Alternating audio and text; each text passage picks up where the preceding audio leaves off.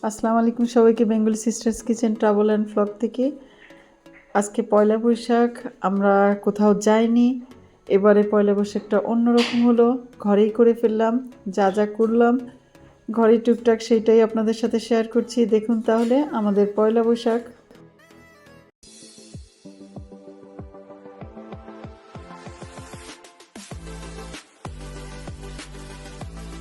বৈশাখে তো ভর্তা করবো, এর জন্যই আগে নিয়ে নিলাম শুকনো মরিচ। শুকনো মরিচকে ভেজে নিয়ে তারপর করছি বাকি জিনিসগুলো। শুকনো মরিচের মধ্যে দিয়ে দিলাম লবণ। লবণ দিয়ে ভালো করে মাখিয়ে নিলাম। মাখিয়ে নিয়ে তারপর এর মধ্যে অন্য অন্য জিনিসগুলো অ্যাড করব। দেখতেই পাচ্ছেন, একটু মাখানো হয়ে যাওয়ার পরে আমি দিয়ে দিলাম পেঁয়াজ। লাল সাদা দুই ধরনের পেঁয়াজটা দিলাম, দিয়ে ভালো করে মাখিয়ে নিলাম। শুকনো মরিচ ভালো করে মাখিয়ে তারপরে তার মধ্যে দিয়ে দিলাম সরিষার তেল। আমি বেসিকটা আগে বানিয়ে নিলাম, তারপর আস্তে আস্তে সব ভর্তাগুলি করব। হয়ে গেল আমার সব রেডি। প্রথমে করে নিলাম আলু ভর্তা। আলুগুলোকে সিদ্ধ করে আগে আমি চটকে নিয়েছিলাম, মাখিয়ে নিলাম। এবার শুকনো মরিচ আর পেঁয়াজ দিয়ে সরিষার তেল দিয়ে মাখিয়ে নেওয়ার পালা। মাখাতে মাখাতে আমার হাতের মোজাটা যে কখন ছিঁড়ে গেল আমি খেয়ালই করিনি। আমার চোখে ছিল চশমা, চোখে অপারেশন করার কারণে আমার মোটা চশমা ছিল চোখে, যে কারণে আমি দেখতেই পারিনি আর ফিলও করতে পারিনি মোজাটা ছিঁড়ে গেছে। এডিট করতে এসে দেখতে পেলাম। পর করে নিলাম আমি ডালের ভর্তাটা।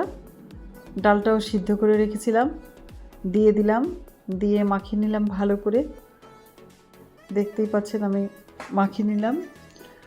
তারপরে এর মধ্যে দিয়ে দিলাম একটু লবণ আর সরিষার তেল, দুটোই কম হয়েছিল।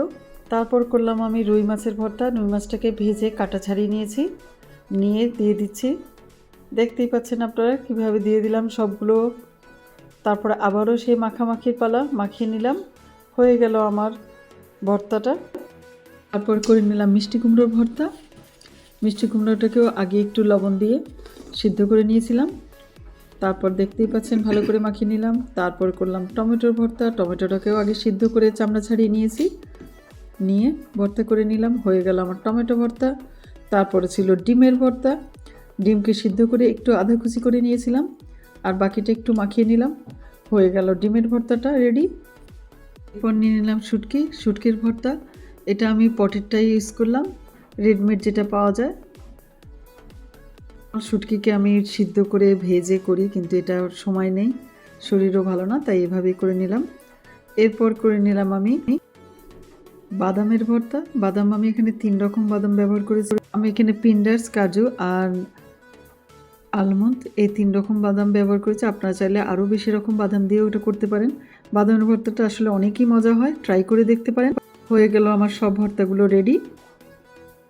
ভর্তা, গোস, ইলিশ মাছ সব কিছু রেডি করে নিয়ে নিলাম আমি পান্তা ভাত। তার মধ্যে নিয়ে নিলাম শুকনা মরিচ আর ইলিশ মাছ।